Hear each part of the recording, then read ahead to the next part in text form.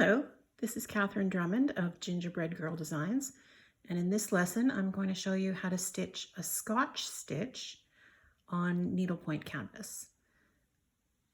This is from the satin stitch family of stitches and it's pretty easy, so why don't you get yourself some canvas and follow along.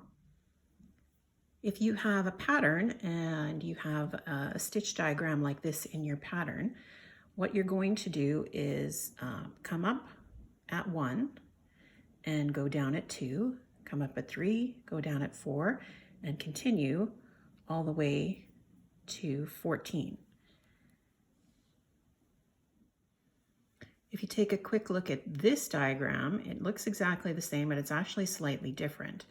And what you'll want to use it for is if you have a wide ribbon-like thread, like Krennic ribbon or some of the Rainbow Gallery threads, and you'll make your stitch the same way up until 6, and then you'll come down here and come up here for 7, and then you'll make the stitches on this side and do the last one, the center one, last. And with a ribbon stitch, that stacks the stitches really nicely, making it look like a staircase, with the top one showing the most, and that would be this one.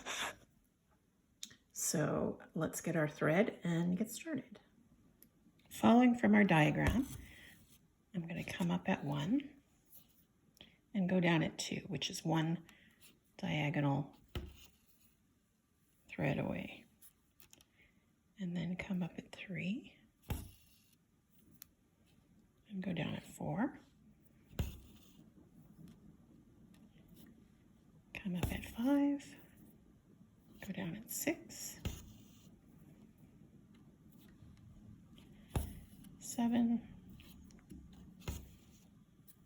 8, 9, 10, 11, 12, 13, 14. Now say we had a ribbon-like stitch and we wanted to make a Scotch stitch with that. We would come up at 1,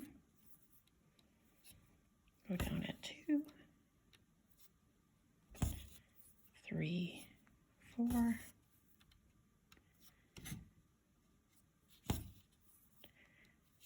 5, 6,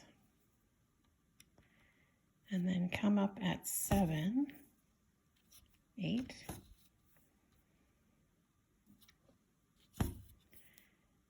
9, 10, and with the ribbon-like stitches, the stitches will overlap each other just a tiny bit on the edges.